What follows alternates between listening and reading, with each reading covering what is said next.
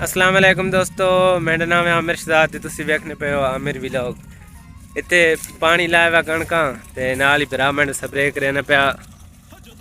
ऐ वेख वीडियो बनाना पिया। ऐ तको जी, हाँ वीडियो बनाना पिया ना। ऐ ही स्प्रे वे सीगल के ऊपर नहीं के नाम उस ते ऐ दवाई आन पाई ते मान मशीन भरने पे पानी नाल। इत्थे कोल ही पानी पहुंचा पिया।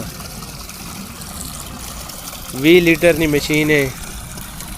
जिन्हें बंदे ने इस कमे नाल वास्ता होना तो पता उसी भाई कम सौखा औखा के जा।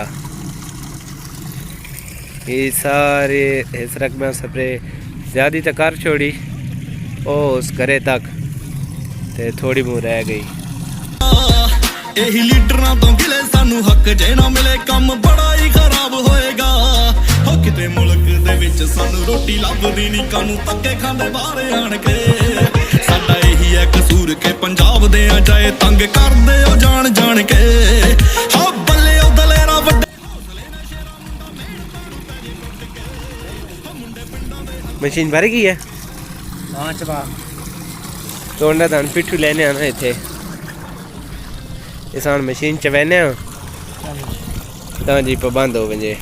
चल है जी पिट्ठू लग गया लाले मेंढे ते तो सान प्रेशर चेक करने मशीन ने।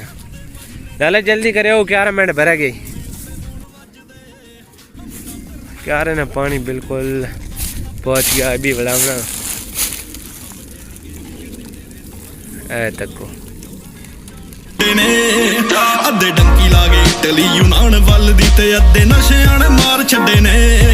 हाँ साडी कादी पग साडे अपने ना ठग जिना बेच दिता सिरों सुट के। हाँ मुंडे पिंडां दे हालातां कोलों अके होए आ ले जावांगे दुबई लुट के।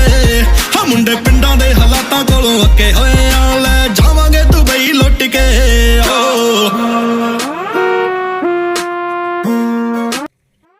चलो आज वास्ते इतना काफ़ी। तो जेडे जाकत वेखने पे ना व्लॉग स्कूल वाले बस्ते पा गए नहीं तो ही बस्ता कदे पावना पै गए ना तो ये तुड़को बर्दाश्त नहीं थी सी। अल्लाह ने हवाले।